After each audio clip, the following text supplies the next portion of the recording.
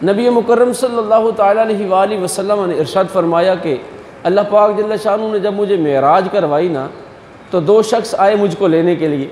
ये जिब्रील और मीकाईल होंगे।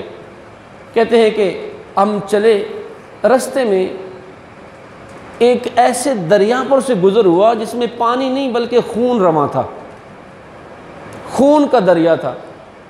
पास से गुज़रे ना तो क्या देखा कि एक बंदा वो उस खून के दरिया के अंदर खड़ा है, और आपको पता है खून की स्मेल भी होती है, बदबू भी होती है और नाकाबिले बर्दाश्त होती है। वो बंदा बाहर निकलना चाहता है, लेकिन किनारे पर एक बंदा और खड़ा है, उसके हाथ में है पत्थर।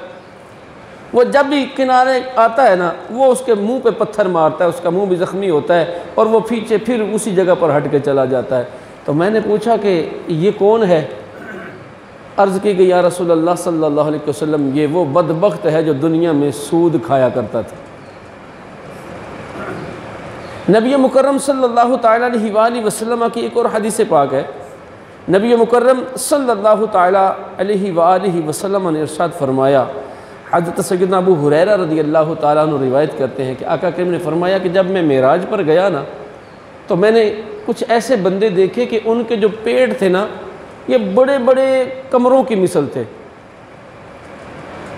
ये 18-20 का कमरा, मैं आपको मिसाल दे रहा हूँ, बड़े बड़े कमरों की मिसल उनके पेट हैं, और उनके पेट में सांप दौड़ रहे हैं जो कभी उनको डस भी लेते हैं। तो मैंने पूछा जिब्रील अमीन, ये कौन है? अर्ज़ की या रसूल अल्लाह सल्लल्लाहु अलैहि वसल्लम, ये वो बदबख्त हैं जो सूद खाया करते थे। सूद खोर को अल्लाह तबारक व तआला ने लानती करार दिया है।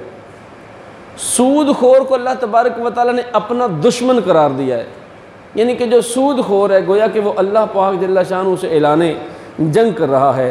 नबी मुकर्रम सल्लल्लाहु ताला अलैहि वसल्लम ने इरशाद फरमाया, जब किसी बस्ती में ज़िना और सूद फैल जाता है तो अल्लाह तबारक व तआला जल्ल शानु उस बस्ती को हलाक करने की इजाज़त दे देता है।